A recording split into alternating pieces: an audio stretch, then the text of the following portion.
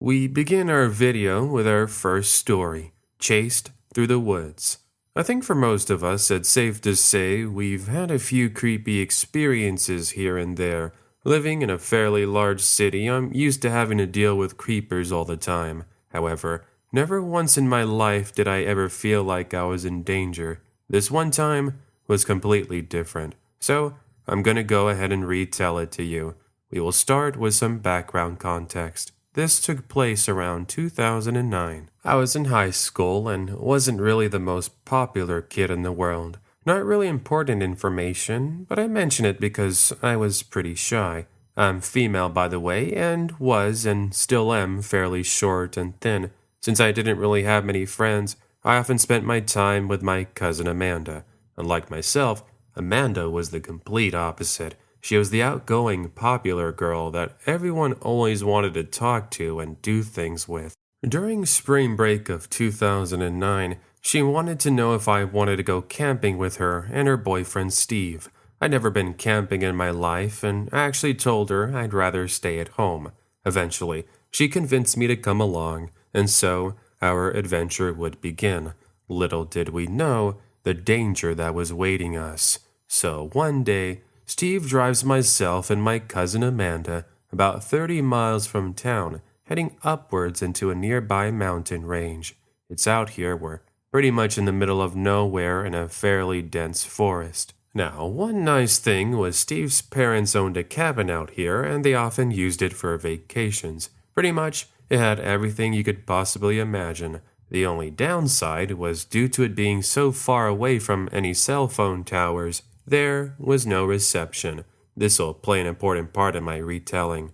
So we arrived to the cabin and we proceed to do the usual teenage things. We started by going swimming at a nearby lake, and then we spent time making a campfire and telling spooky stories. At one point, I had to get up to use the restroom, so I walked to the cabin to go do my business. Here is when things would start to get weird. The distance between the nearby lake and cabin was roughly about 3 minutes of a walk through dense trees. It opens up once you reach the cabin. Anyways, it's important to mention that before we left the cabin, we locked all the doors and windows. Not that we were expecting to run into anybody, but it was just for a precaution. So I go inside and I use the restroom. As I'm washing my hands soon after, I began to hear what sounded like whispers outside the window next to me. It was hard to make out what was being said, but it definitely sounded like two people. I go ahead and open the window, and I'm now half expecting to find my cousin and her boyfriend jumping out to scare me. Instead, I'm welcomed with a cold breeze and the echoes of crickets. Well, that's weird, I tell myself. Perhaps it was just the wind that was howling.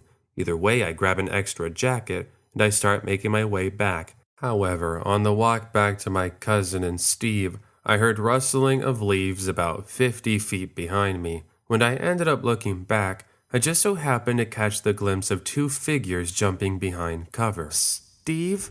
Amanda? Is that you? Come on, this isn't funny. It's not a time to be scaring me like this. No response. I started to get creeped out. So I held on to my jacket and I continued to walk. Basically, I book it thinking I'd see the campsite empty. But no, Amanda and Steve are there sitting down and making some s'mores. What's wrong, cousin? It looks like you saw a ghost or something. You two aren't messing with me, are you? No, we've been here the whole time. Why? Okay, because when I was back at the cabin, I heard people whispering, and then I heard footsteps behind me. In summary, they go on to tell me that, as I expected, it was neither of them. Now, thankfully, as a precaution, Steve did bring his dad's 12 gauge, so he does a scan of the nearby woods. Nothing. Now I really started to get paranoid, and this was affecting both Steve and Amanda. We now decide it's a great time to head back to the cabin to get some sleep. Fast forward a few hours later, and it's around 2 a.m. Myself and Amanda were in one room together, and Steve was in the room next to us.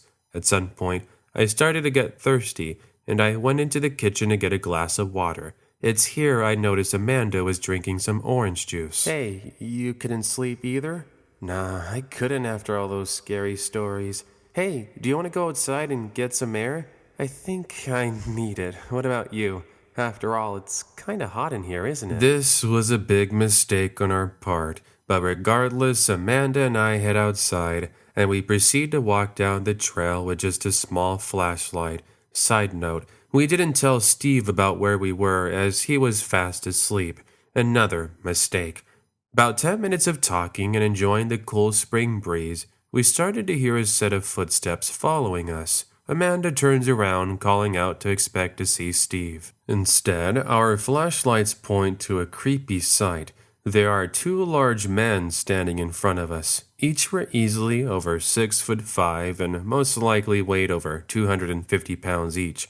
They had long, messy hair and large beards, and their clothing was old. Just imagine it, being out there in the night with these two random strangers appearing out of nowhere.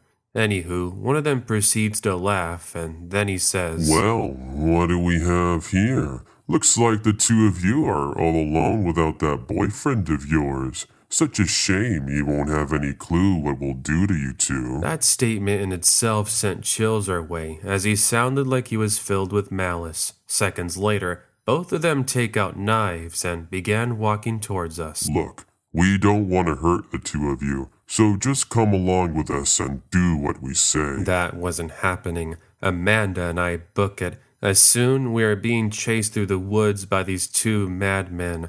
Luckily, they were pretty slow, as we were able to outrun them. Not for long, though. Up ahead of us, we can see Steve was outside, presumably wondering where we had gone. We now yell out to him, telling him we were being chased.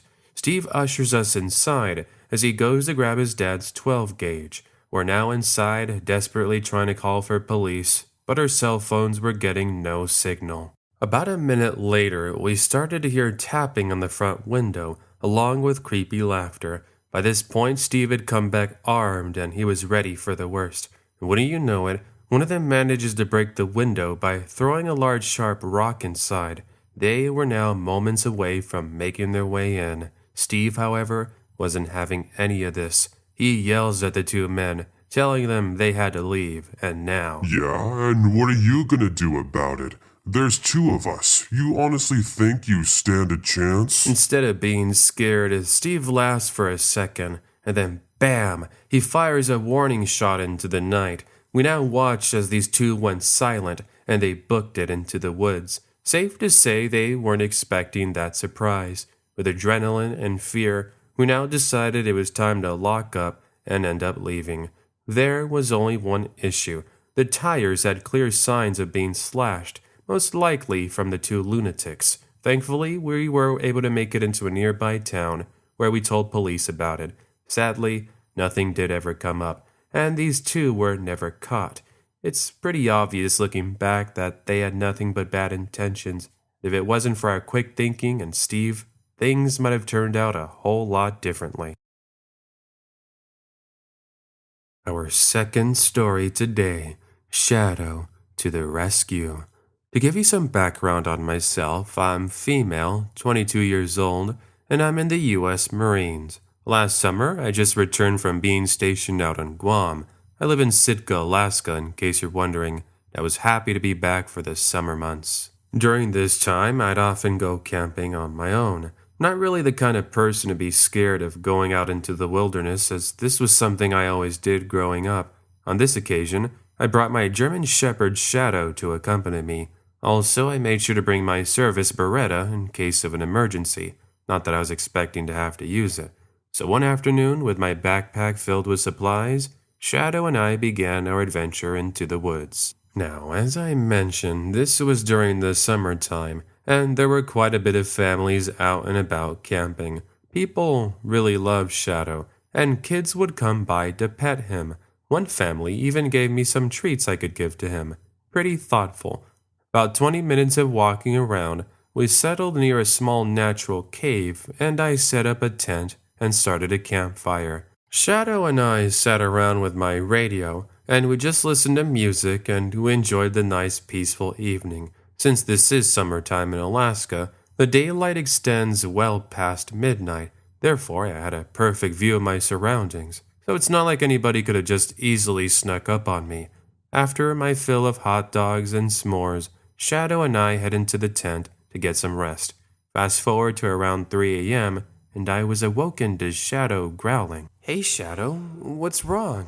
Is somebody out there?" I checked the time, and sure enough, it's too late for someone to be walking out this late. Therefore, I figured it might be possible it was a wild animal. That's when I started to pet Shadow, trying to get him to calm down, but that wasn't working. Eventually, I could hear his footsteps approach my campsite. Thankfully, they didn't sound heavy like a bear's, but as a precaution, I carefully opened the tent. Through the dusk of the early morning hours, I can see somebody in a hoodie going through the trash I'd left outside. I figured he was another camper, but I stepped outside thinking he might need something. "Excuse me, was there anything I could do to help you out?" The person quickly turns around, and instantly, I see his face light up with a smile. He's an older man, most likely in his late 40s, with dirty clothing and a scarred face. The whole time, Shadow is just growling, but I finally get him to relax. "Come on, Shadow, it's okay. Relax, boy, come on, down." Is that a German Shepherd? He's really nice. Sorry, I love dogs. I didn't mean to alarm him. "It's okay, he probably just thought you were a bear. No need to worry." Oh, yeah, no worries. So, I was wondering, you have some extra food? Sorry, I guess I should have said something. A wolf ended up getting into my backpack and taking my food. My campsite's just a bit down that way, if you wanted me to show you. "Oh, don't worry about it. I have a can of chili if that's okay. Here, let me go ahead and grab it for you." We're really friendly here in Alaska, and I wasn't really thinking much of him. By now, Shadow had relaxed a bit and walked to a nearby set of trees to use the restroom. Still, I think I was doubting this man as he wouldn't stop growling. He's well trained though and listens to what I tell him, so he didn't do anything. Besides, this guy was most likely just innocent, even if he was acting weird. In the moments I had my back turned, I could hear him walking up to me. Note that I was about halfway inside my tent grabbing the can of chili from my backpack. I'm not sure if this guy was just dumb or he got lost in the moment, but suddenly he pushes me to the ground. As I looked up, I can see as he fumbles for a knife inside his pocket. All my training instantly hits me, as I now knew this guy was up to no good. Unfortunately, my Beretta is inside my backpack, and it was all the way at the back of the tent. Well, I'm now fighting this guy as he tries to get me to stop moving. He takes a couple of swings, and he manages to scrape my arm a couple of times. And just so you know, this was all in about a 10-second window. Shadow hears the struggle, and I can hear him racing towards us full of anger. In one huge leap, he jumps onto this guy, which causes him to let go. Shadow now grabs onto his arm, which luckily causes him to let go of the knife. Quickly, I kick it out of the way as I'm able to help Shadow subdue him. Luckily, I get him in a proper hold until eventually he passes out. Even so, I wasn't taking any chances. I quickly dialed the nearby park ranger station, and they showed up about 10 minutes later. At this point, I'd used some rope to keep him from getting away. Also, I used part of my blanket to cover the wound on my arm as it was stinging really bad. Needless to say, they take him away.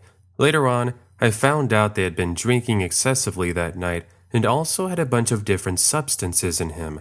I guess that explained his impaired actions.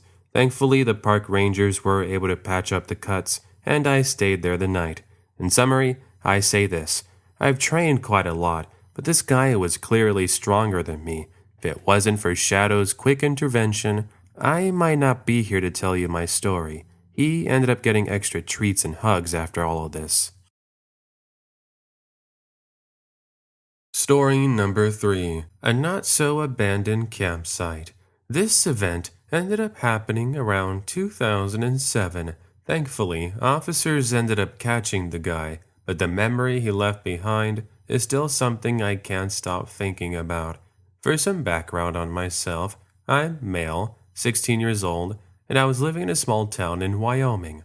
During that time, it was myself, my mother, and our cat Fluffy living in a small apartment complex. Since we're pretty much on the outskirts of town, we were located near a small set of woodlands, which was visited by neighbors and other townsfolk. One nice thing about it was it was spaced out enough that you could actually go camping and not be bothered by anyone. This was why on the occasion, my friends and I would go out and spend the night there. This one afternoon, it was myself, and I decided to go on a bicycle ride through the woods. It was around 7:30 p.m., and there was still plenty of sunlight around, albeit it was slightly cooler than normal. I opted for going on the usual trail I took, which was about a 2-mile ride into a small valley. About halfway through on the way back, I noticed a small tent through one of the clearings. Curious, I decided to go and see what it was all about. This curiosity would lead to my creepy encounter. So, I parked my bicycle next to a nearby tree, and I ended up stumbling upon what looked to be like an abandoned campsite. It's here I could see this old-looking tarp that appeared like someone's idea of a tent. It was wide open, and I could also see a bunch of muddy footprints. Here's what I found unusual. I noticed a backpack, which appeared to contain a bunch of jewelry and money. In fact, there was so much money in there, I figured someone must have stolen it. Now, being my teenage self, I thought, "Oh, sweet, I hit the jackpot. Look at all this money." As I go to reach for it, I hear somebody rustling through some nearby trees. Then a man in a hoodie walks out. Honestly, he looked like your typical burglar. My best guess was he had stolen all of this. What happens next has me freezing right on the spot. I see as he takes out what looks to be like an M9. He starts waving it towards me. I thought this was it.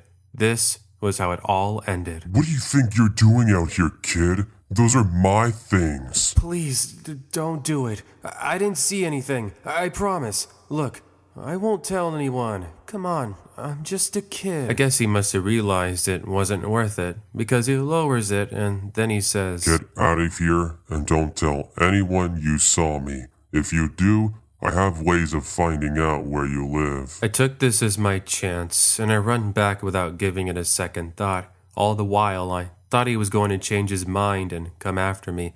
I get on my bicycle, and I practically make it back home in record time. Of course, I do end up calling the police, and I gave them a word-per-word description of this person.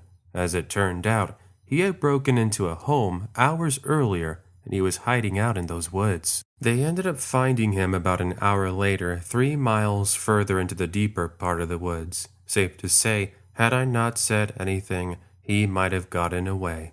I've never seen him or heard from him ever again since, so I'm not sure what happened. Story number 4. The Strange Van in the Woods. Back in the late 1990s, kids used to go outside and play for hours at a time. We didn't have phones or fancy computers. If you wanted to get lost in an alternate world, you had to imagine it yourself and go out and explore. In fact, it wouldn't be surprising for myself and my friends to be out until 10 p.m. and play in the nearby woods. Nowadays, it seems like there are more creepers and strangers than ever before. Even so, that didn't stop the one experience I had that stands out from everything else. So, let me take you back to one winter evening. It was December 1998, and I'd been home alone playing some Nintendo 64. Since it'd been cold and snowing, my friends and I decided to give playing outside a break. At some point in the evening, the power ended up going out, which unfortunately ruined the playthrough of the video game I was playing. If I remember correctly, it was The Legend of Zelda: Ocarina of Time. Annoying, but not really a big deal. I decided I'd wait the power outage out. 15 minutes turned into 30, and then 30 to an hour, and guess what? The power was still out. I now began to get bored, as my parents wouldn't be back until around midnight. The time was 7 p.m., and I got in the brilliant idea of going for a walk in the nearby woods. See, my house had a huge backyard with a fence that separates us from the wilderness. So, armed with a flashlight and some warm winter clothing, I step out into the snow and began walking to the back of my property. Now, normally if I wanted to get to the woods, I'd have to go all the way to the other side of our backyard, where there was a fence opening. However, I had created an opening myself, which I had to crawl underneath. I only mention this because it plays a part in my story. Moving on, I made my way into the woods while singing some of the music from Zelda, and overall, imagining me being Link. I grabbed a stick and a piece of tree bark and pretended like I was fighting bad guys. Lame, I know. But hey, I was a kid, what do you expect? About 15 minutes of playing around, I ended up hearing somebody whisper from just behind a tree. Hey there, girl. What are you doing out here so late on your own? I was confused. I'd never run into anybody out here, as it's pretty much as remote as it gets. I didn't even recognize the voice, so I thought perhaps I was imagining it. I continue on for another 15 seconds until once again I hear somebody call out. Wait, where are you going? I just want to talk. This time I ended up stopping, trying to determine who the voice belonged to. From the corner of my eye, I now watched as a scrawny old man walks up to me with a creepy-looking smile on his face. What's someone like yourself doing out here alone? Surely you must be freezing, am I right? Here, let me drive you home. It's awfully late after all. I didn't mention this part, but there was an old back road next to me that had been closed off since the late 1980s. It was even blocked off by some fencing. Needless to say, I could see it would look to be like an old minivan parked just a bit up ahead of us. No, thank you, sir. I was just about to head back home. Thanks for the offer. I was thinking this would be sufficient and he would get the idea. I now turned around and began making my way back. However, I could then hear the sound of snow crunching behind me. This old man was now following me. I stop in my tracks and I look behind me, and once again, he tries to stop me. Look, I'm being honest here. Come with me so I can take you home. I'm a friend. You can trust me. For whatever reason, I stopped for a few seconds and I was thinking about what he told me. Perhaps I was being overly paranoid.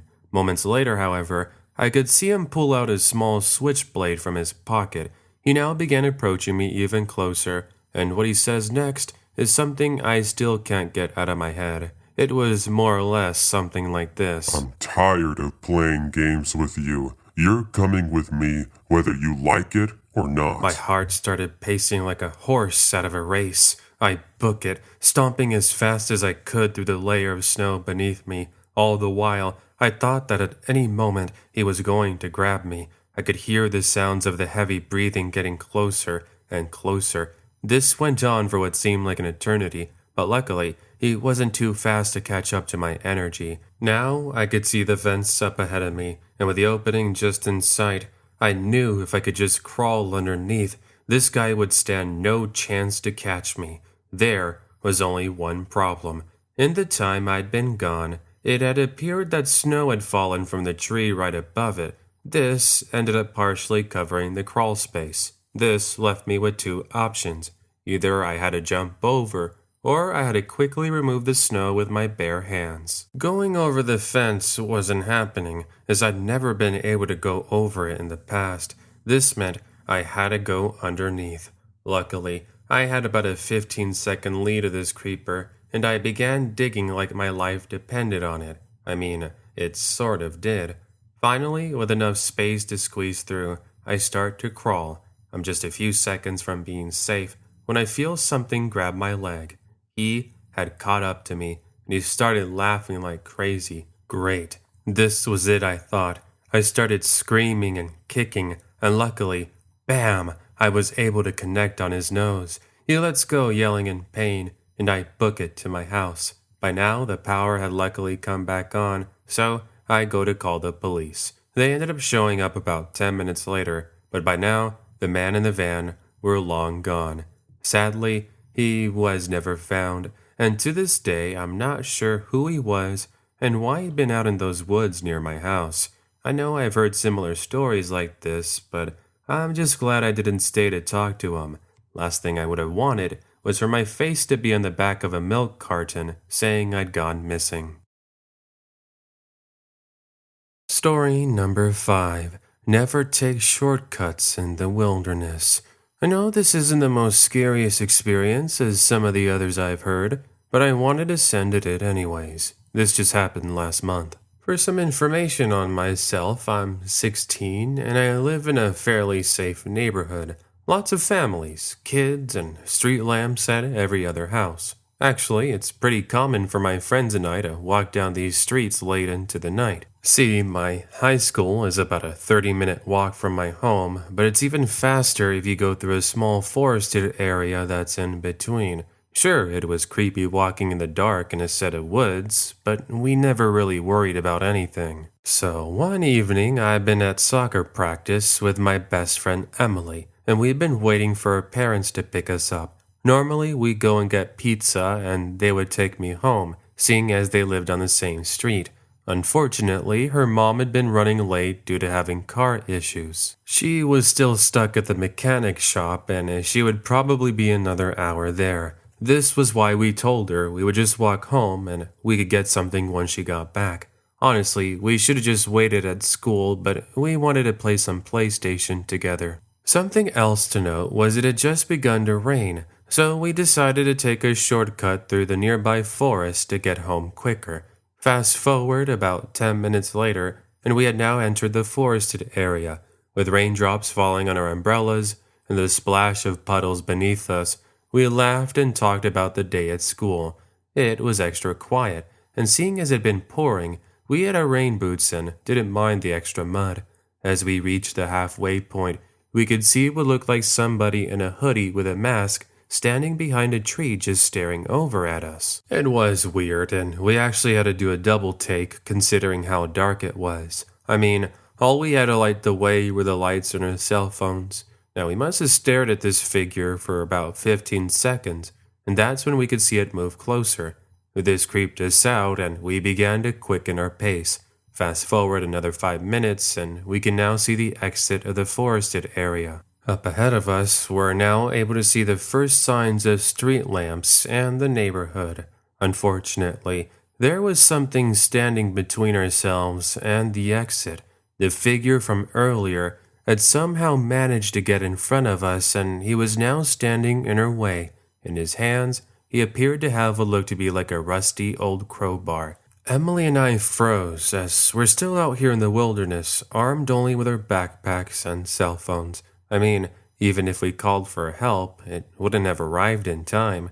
Instead, we tried to play it cool and we called out to the person. "Hey there, sir. Nice night for a walk, am I right?" No response. He just stood there frozen, not once moving or saying a thing. However, we ended up getting lucky. In what felt like an eternity, we could hear a dog barking up ahead right behind this stranger. Sure enough, the barking even sounded familiar. Wouldn't you know it? It was one of our neighbors who was out for an evening walk in the rain with his pit bull, Rocco. This creeper pretty much jumped up from his frozen stance and ran off into the woods. Emily and I run over to our neighbor Daniel, who was confused on what was going on.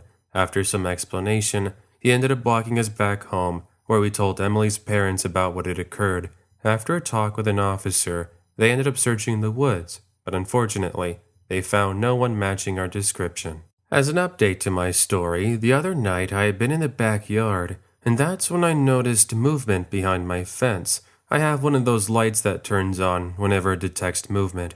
I kid you not, someone who looked just like the man from the other night was walking around, presumably trying to get inside my house. I called cops once again, and they searched the area, but unfortunately, he once again got away. Nothing has come up as of yet, but if anything does, I'll make sure to give you all an update. But until now, that's pretty much it. Story number 6. Don't go birdwatching in the state park alone. If you haven't been able to tell by the title of my story, I'm an avid birdwatcher. If you don't know what that is, it's pretty much what it sounds like. I take photos and videos of birds, and I go searching for them. I know, it might sound boring to some of you, but for me, it's how I spend my afternoons on the weekends. Because of this, I'm often out in a nearby state park where I can be out there for almost an entire day. I'm gonna go ahead and tell you about one encounter I had about 6 months ago. Also, what makes this extra scary was that it didn't involve a person per se. I'll get to that in a moment.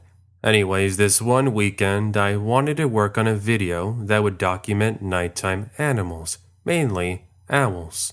I made sure to go on a Sunday evening when I knew there weren't going to be many people out. Since my main focus tonight was owls, I left my home around 7 p.m. with a set of binoculars, a night vision camera, a backpack with some snacks, and a flashlight.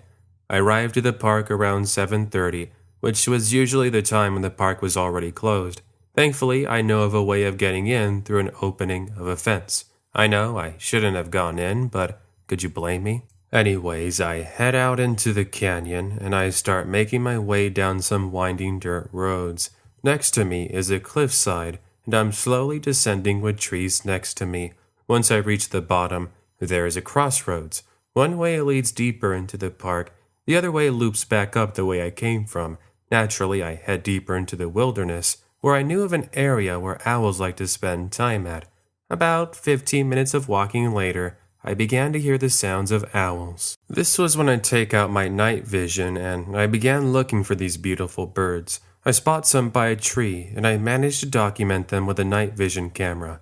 I must have sat there filming for about 5 to 10 minutes, and that's when I started to get the feeling like I was being watched. Not sure if anyone's ever felt that when you're in the middle of nowhere, but I could hear the tree branches breaking, and I even heard what sounded like growling. I froze, because in all my time studying animals, the growling sounded familiar. Moments later, I can see a large cat walk out from behind some shrubbery. My worst nightmare. Through the night vision, I can see a fairly large mountain lion begin to make its way next to me. This was it. I would become dinner this evening, and the park rangers would find me the next morning. What was I supposed to do? That's when my fight or flight began to kick in, and I knew I had to act quickly. Even so, the mountain lion just stood there staring at me for a solid 20 seconds. I wasn't sure if it was waiting for me to do something to make its move, or it was just curiously staring at me. So, I did the only thing possible. While keeping eye contact on the mountain lion, I started to slowly back up, trying to act as tough as I could. As I backed up, I accidentally stepped on a tree branch, which caused the mountain lion to start growling at me. Now, the mountain lion started to walk up to me, not once choosing to chase me, which I was thankful for. Just when I thought all was done for, I could begin to see the road in front of me light up. What appears to be like headlights start to get closer, and then a loud car horn, which caused the mountain lion to slowly back up. I turn around, and sure enough, there's a park ranger vehicle approaching. I now quicken my pace heading closer to it, as I'm soon ushered in by 2 park rangers. As you might expect, you can imagine how angry they were with me for sneaking in the park when it was closed.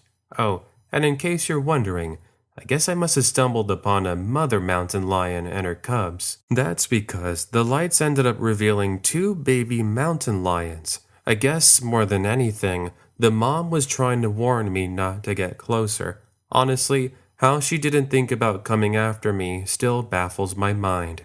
I'm just glad all I got was a fine for entering and not becoming a full-course meal. Story number 7. Don't wake up the Woodsman. For some quick information on myself, I'm female in college, so 20 years old, and last month I had a pretty unnerving experience. See, I'm part of a running club which sees myself and fellow classmates go for runs on the school track and even on nature trails. Oftentimes, my club of about 30 went to this local trail that goes on for about 5 miles. It circles back at about 2.5 miles and has you running through a set of woods. It was nice, and normally in the times we went, we would run into fellow runners and people walking their dogs. All in all, not a place you would expect to be running for your life.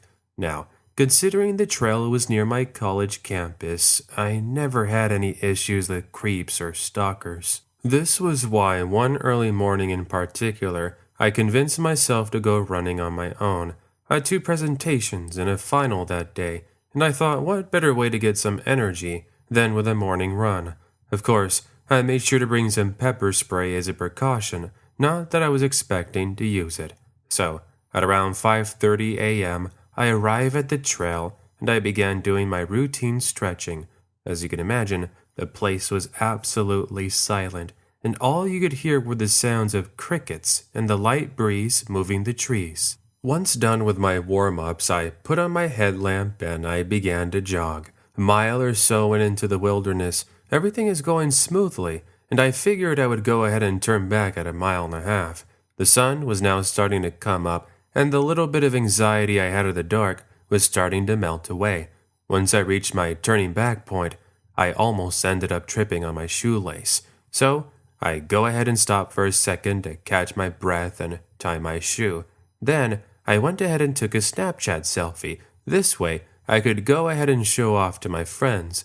As I examine the photo and I write a caption, I notice something in the background. It looks like a tall hooded figure staring right back at me. I almost thought I was imagining things, but I decided to do a double take. That's when I looked behind me, but there's nothing there. Well, that's weird. I guess it was my imagination. Ugh, today's gonna be a long day, isn't it? I'm already seeing things. Just then, I hear somebody yell, almost as if they were crazy. Out of nowhere, this guy in a leather jacket with a hoodie jumps out, and he begins running up to me. He's shouting all of these crazy things. Things like, "How dare you wake me up? and also, You're in for it now." in his right hand, I could see a sharp metal object which sends a chill. I now book it, and I start making my way down the trail, running with a purpose. This goes on for about 2 minutes until the man eventually gives up, and I no longer see him. By now, it's a little bit past 6 a.m., and there's a couple with a Newfoundland beginning their morning walk. Obviously, they are shocked with my look of concern. Because of this concern, I went ahead and told them about the crazy man that had followed me, and we ended up calling cops as a precaution. 20 minutes later, they go and talk to him, and that was pretty much it. I guess what ended up happening was he was some random homeless guy who got angry since I made a lot of noise. It also turned out he had a little too much to drink, which explained his unnecessary actions. Sorry, friend, I didn't mean to wake you up, but next time, maybe you could talk to me nicely instead of chasing me through the woods. Thanks. Story number 8. A not much welcome to the jungle.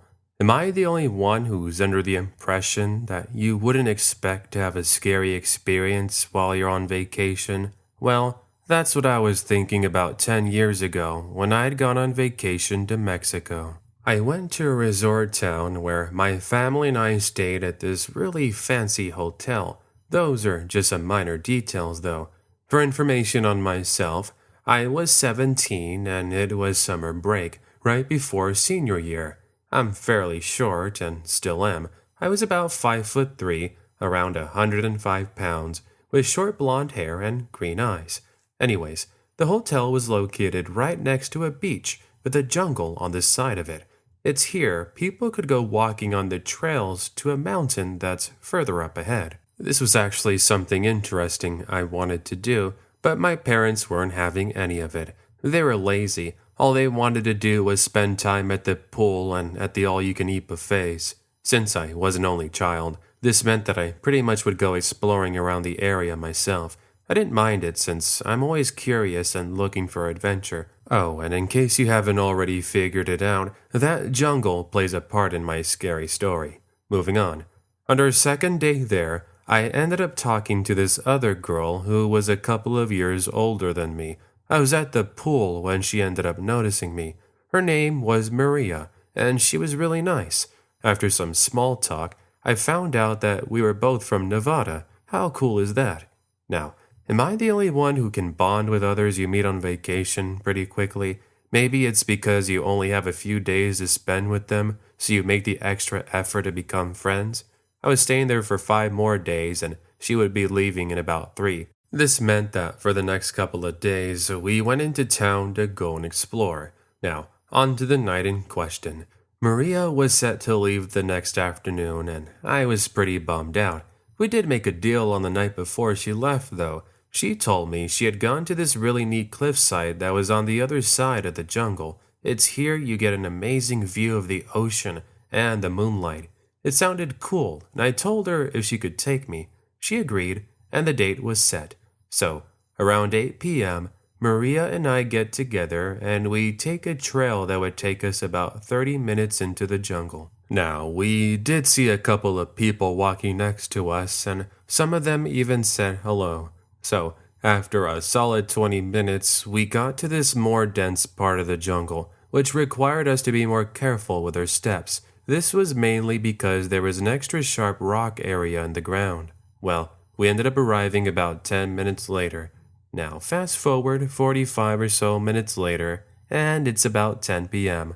It's time we start heading back to the resort. Eventually, we get to the more quiet and dense part of this forested area when out steps out an older man, presumably in his late 40s. He had a glass bottle in one hand, and the way he walked seemed really deranged. It's almost as if he wasn't all there, mainly because he was stumbling.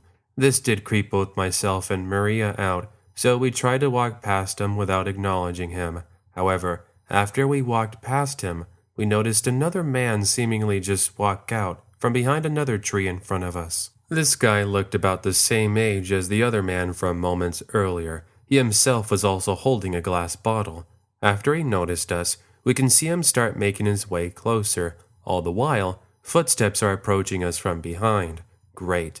This was a setup, I thought. All of a sudden, he starts speaking to us in Spanish. Now, I know a little bit of Spanish, as I've taken 2 years of it as an elective in high school. He pretty much says something like this. ¿Y a dónde van ustedes dos, chicas? ¿Por qué no pasan el noche con nosotros? Mira esta pequeña pecosa. Qué linda eres. ¿Cómo te llamas? In case you don't understand, he pretty much more or less said this. And where do you two girls think you're going? Why don't you spend the night with us? Hey, look at this cute girl. You're so beautiful. What's your name? The way he said it really made it seem like he had bad intentions, as I could see the smile on his face. Maria and I decided to book it, coming to the conclusion these two were up to no good. As we passed the man in front of us, he ends up grabbing my arm and stopping me in my tracks. Suddenly, my heart started beating at 1,000,000 miles an hour, as I'm now face to face with him. Ugh, I can still remember the smell. Now I start seeing him reach for something in his back pocket, and I take the opportunity to kick him in the knee. He lets go for a brief moment, and I'm able to catch up with Maria. Both of us now book it, hoping we don't get lost on the way back. All the while, we can hear them yelling at us in Spanish. They're pretty much telling us all the things that they would do once they caught up to us. Luckily, we can see some people up ahead of us who appear to be leaving. Maria and I yell out as loud as we could, and we try to get their attention. This ends up working, as we soon are able to catch up to them. Once we look behind us, the two crazy men were long gone. In conclusion, we ended up telling the hotel security about it, but unfortunately, there was nothing they could do as it wasn't on their property. Maria ended up leaving the next day, and I spent the rest of my vacation with my parents. I haven't been back there since, but I do wonder what exactly those two might have done had we not been so quick on our feet. If there is one good thing about everything, Maria and I still remain friends, and we talk to each other every now and then. We laugh about the experience all these years later, but back then, it was no laughing matter. Before we get to the last story, I just want to say thank you once again for making it this far in the video. Remember, if you'd like to see more, including previews and exclusive content, then make sure to be following me over on my Instagram, @TheCreepyFoxOfficial. Thanks. On to the last story. We arrive to our final story of the evening. Story number 9. A close call with a mountain lion. A quick story, but a scary one nonetheless. I want to take you back to last year when my brother and I went camping. For some background context, I was 15 and my brother was 19. Anyways, we had decided to go camping near a national park in California. We'd actually been there for an entire day already, and for the most part, everything was pretty chill. My brother and I were planning to stay out there an extra day, as we weren't able to see everything we wanted to check out. Fast forward to the evening, and my brother and I were making s'mores and telling stories. As I'm laughing at one of his jokes, he shushes me and he tells me to keep my voice down. Shh, be quiet. Listen, do you hear that? No, I don't hear anything. Are you sure it's not just the crackling of the campfire? I'm sure I heard something. Ugh, whatever. I guess it was just a rabbit or something. Fast forward another hour, and by this point my brother and I were in the tent fast asleep. It was now about 1 a.m., and I was awoken by tree branches being stepped on, followed by growling. This literally woke me up from my groggy state, as I'm now full focus on the noise around us. I'll admit, there's nothing more scary than being out in the woods at night and not being able to see who or what might be stalking you. At this point, I tried to wake my brother up, but he was a heavy sleeper, so that wasn't happening. Instead, I decided to be brave and grab our fire axe as a means of defense. Moments later, I could hear footsteps getting closer and closer, and my adrenaline started to pump. At any moment, I was expecting somebody to break down her tent and take us out. Instead, the footsteps seemed to stop right in front of us, and growling is heard. Well, the relief that it wasn't in person was nice. However, this didn't mean we were out of danger. This area was known for mountain lions, but never in the history of this park has it seen any attacks. Either way, I was sweating and shaking with fear as I began to hear something scratching at the side of her tent.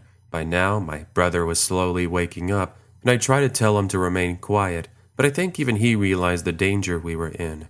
He takes the axe, and then he looks at me, but he never said anything. His eyes pretty much said it all. Okay, if that cat tries to get inside, I'm taking a swing. For what felt like an eternity, we could hear the growling of the mountain lion slowly walking around the campsite, until eventually we heard it walk away. My brother and I pretty much got no sleep that night, until the morning when we walked to a nearby park ranger station. As an update, about a month later, there was actually a mountain lion attack, and it ended up happening near where we had been staying. It's just scary to think that had we stayed on that day instead, we might have not gotten out so lucky. The person survived, but I can just imagine how it must have been.